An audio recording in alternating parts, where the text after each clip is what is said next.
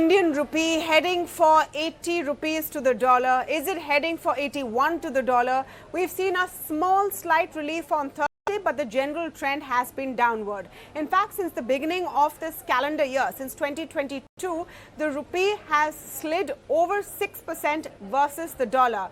A big chunk of that, more than 1%, has come just in the last month. So what's going on? Why is the rupee seeing this kind of a hit, and does it mean it's reflective of the problems in the economy? That's what we're going to be discussing on the show today. But before we move forward, let me go across to my colleague Swaminathan, who's breaking down the implications of a weakening rupee. Well, if you see, the Indian currency is all set to post its worst quarterly drop since the COVID-19 started. We're seeing in the first quarter of FY23, it has so far dropped nearly 3.8%, which is the biggest drop since Q4 FY20, where we had seen a drop of nearly 5.4%. Now, central banks globally going into the tightening mode, fall in the forex reserve, increasing the crude oil and commodity prices, and along with this, these are the few reasons why actually the Indian currency has depreciated against the US dollar. Recently, even Goldman Sachs has cut its forecast of INR to 81 from the earlier target of 78, owing to external risk and the depleting reserves that they have cited. Now, other than this, the US dollar strengthening is generally one of the reasons why the Indian rupee has been declining. The US dollar is at its 20-year high on the back of aggressive rate hikes by the US Federal Reserve, and this is one of the reasons why actually a decline that we are seeing in the rupee is still not the worst when you compare with the other Asian currencies. In fact, it's the fifth best performance that Indian rupee has posted in the first quarter of FY23 after the Hong Kong dollar, Singapore dollar, Indonesian rupiah and the Taiwanese currency that we have seen. So the drop is still the biggest since the COVID, but it's still not the worst among the Asian countries that we have been seeing. So is the drop of the rupee a matter of concern? Should the RBI intervene to hold back the drop of the rupee? The latest predictions are that the rupee could drop as far as 81 to the dollar. And is a weak rupee representative of a weak economy? To speak on some of these issues, I am joined now by Swaminathan Aiyar, consulting editor ET Now, and D.K Joshi, chief economist at CRISIL. Welcome to both of you, and thank you so much for speaking with us today. Swami sir, you wrote an article recently where you said that even if rupee touches 80, it should not be of great concern. I mean, a lot of people seeing that headline would have wondered why. A rupee that is weak becomes even a political issue. It's seen representative of an economy that is weakening. Is that not the case? I regret to say that it can have political things. There are people who see the exchange rate as some kind of virility symbol, masculinity symbol. I'm afraid it's nothing of the sort. The exchange rate needs to be competitive. That is the main point. The question is not, is it high, is it low, or where should it be? The question is, where are your competitors, and are you competitive with them? So the target should not be in terms of an absolute number. The target should not even necessarily be against, shall we say, the dollar. It has to be against what are the competing countries.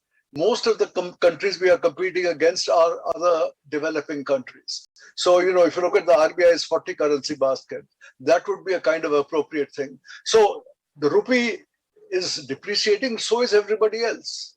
And you will find the rupee has depreciated less than some other currencies have against the dollar. So we should not just be measuring ourselves against the dollar. We should be looking over our shoulder to all those 40 currencies. And if you look there, the rupee is not too weak. If anything, the rupee is too strong. So the Reserve Bank needs to manage a gradual downward float of the rupee, keeping in mind competitiveness. I said, forget about the absolute level. The absolute level may ultimately settle maybe at 75.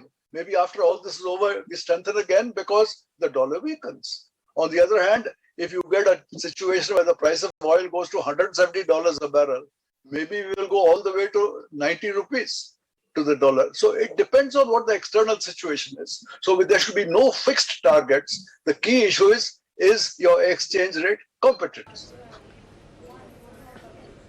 But it's important to understand here, Swami, why the rupee and the stage at the rupee versus the dollar is linked to the virility, as you said, of the Indian economy. Isn't it also that we're going through this patch of a weak rupee because FIIs are pulling out of Indian equities at a frightening pace? Isn't it because our trade balance is widening? I mean, all of those inherent issues in the economy are there, and that's why you're seeing a weakened rupee. Yes, but it's not an Indian issue. It is across the whole world. The rupee is weakening, yes, so is the yuan, so is the Thai baht, so is the Indonesian rupiah, all the others, right? Why? We are in difficult times. We are in difficult times for a number of reasons, including the Ukraine war, including problem tensions with China and the after effects of COVID. With all this, the dollar is now a safe haven. So a large number of people are going in as a safe haven. On top of that, we now have the Fed is raising interest rates. So when the Fed raising interest rates, it is becoming attractive just in terms of yield for money to move out of riskier emerging markets back into the dollar. So what you are really seeing is not so much the rupee weakening as the dollar strengthening. So don't take one for the other. And I said, above all, don't focus on the dollar. Now, in the long run, may turn out that there has been an overcorrection. Is it possible that after this all settles down, suppose there is some end to the Ukraine war within 3 months, I can see a possibility that the rupee once again strengthens back to 76. It may happen. But as I said, we don't know right now. And if you say, is there some weakness in the India? Sir, there is some weakness in the India as there is in the whole world economy. The IMF, the World Bank are all lowering their projects of world growth. So yes, everybody is getting weaker. There's no doubt about it. Within that, I would say India is relatively well off compared to most others. If you see the latest projections of the IMF, even with the downward revisions that you are seeing, it is still showing India as being the fastest growing economy. So, when everybody else is going down, please let us not pretend that we can become a 10% economy. So if you can do 7% or even 6.5% in this kind of atmosphere, you are doing pretty well. Mr. D.K. Joshi, just your thoughts on the rupee's downward slide and what it really means for the economy. That big question about whether it's reflective of weaknesses in the economy and what the action of the RBI should be. Because there are 2 points of view, one saying that the RBI should be stepping in and the other saying that the RBI should not be expending valuable forex right now on giving the rupee some buoyancy. Well, I think, if I just wanted to begin with saying that the weakness in the rupee shows up, I think, during times of global turmoil. We have always seen it. I think it was during the global financial crisis, then 2013 taper tantrum. And now I think what we are getting is a very big shock. I mean, so if you look at vulnerability of India, I would say that it is less vulnerable than 2013 for a variety of reasons. I think one, it's not a part of Fragile Five, which it was characterized at that time. It is now, I think, has a still lower current account deficit, which is expected to go up during the course of the year. But as per the latest number, it came out at 1.2% for the last fiscal year. So I think we are not that vulnerable.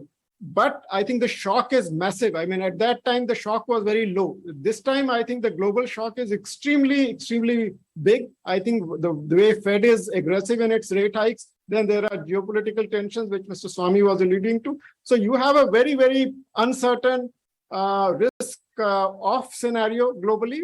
And money does leave the emerging markets in such a situation. And I think, as Mr. Swami was saying, I think many countries are facing weakness of the currency, and even China's currency is depreciated 5%. So it is across the board, and I would not be too much concerned about it at this juncture. I think you cannot drive in this environment. You cannot drive the currency in the direction you want. I think you can only ensure that it is less volatile. You can only ensure that the depreciation is orderly. I think that's what the central bank should be doing, and I think that's what it seems to be doing as of now. So I would. And I think, as Mr. Swami also said, I think there is always overshooting of currency during such times. I mean, we saw that during global financial crisis. After the crisis was over, rupee was appreciating for almost 1.5 years. And I think, and even in 2013, I think we saw the correction took place. So our forecast right now is that given our forecast of global situation and India's situation, we expect that it can actually cross 80 in the short run, but eventually by March it could end up with at the value of 78. I think that's our official forecast. Now, I think needs to be kept in mind is there are many assumptions here. I think the oil is a very, very critical assumption which moves the currency in a big way. And our forecast for oil is 105 to 110. I think so that's the range. So with that forecast, I think this is our projection. So at this juncture, I would say that rupee will remain very volatile, will remain very weak. Fed has shown its very aggressive stance. And they have, I think unless there is a shock there, I mean that the US enters a recession and then maybe Fed will step back. If that doesn't happen, I think we'll see the currency remaining extremely volatile and maybe with a depreciation bias all through. But Dr. Joshi, just on the question of rupee versus other markets, if I slice it down to rupee versus emerging markets, are we still doing better relatively? Well, we are not doing better than Indonesia, for instance. I mean, I'm taking Indonesia because India and Indonesia were both part of Fragile Five during 2013. Indonesia also has a lower inflation rate than us. And I think so it varies from country to country. I think Malaysian currency is almost similar depreciation as India's currency. But if you take the other emerging markets like Argentina or maybe Turkey, which is keeping the interest rate policy soft, I think their depreciation in the last couple of months has been to the tune of or 20% figures. Even Philippine peso has fallen much sharper than the rupee. So it varies across countries. And so India is not one in the crowd. I mean, it's happening to everyone. Yeah, it's happening to everyone. What do we do about it and what does it mean is what we've been discussing. Now, Swami, you've talked about, how the rupee should be allowed to depreciate even further, but it does hurt some parts of the economy. It hurts those who are importing. It hurts students who want to go abroad. It hurts tourists. Should this matter at all when policy is being formulated? No, it obviously hurts. Let's be clear. There is a global crisis.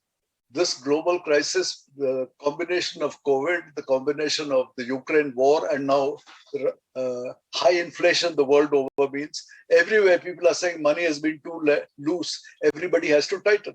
We are very, very clear that pain is going to be there. The pain is global and the pain is inescapable. All that you can do is, can you manage this in orderly fashion? So we don't want to be, as Mr. Joshi just said, like Argentina or Turkey, and suddenly have a huge depreciation of 17-20%, which in turn would then mean if import prices go up so much, then your inflation gets even worse. India, unfortunately, has a relatively high inflation rate compared with many of our own competitors, as Mr. Joshi was pointing out. On the other hand, if you look at Europe and the USA, I mean, inflation there, over 8% in the USA, getting on to 10% in parts of Europe. So suddenly, compared with them, we are not looking that bad. I think our GDP deflated maybe 10-11% right now. So we are traditionally a high inflation country compared to the others. But currently, we are not doing that badly compared to the other people. So what can we say? So there is going to be pain.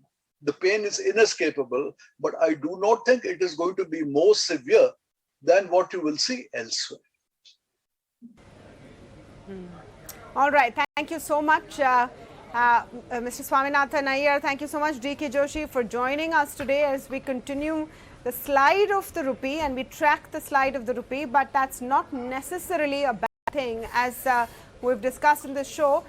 Maybe we should not hang on to that absolute figure and think it's a complete, positioning on how our economy is doing.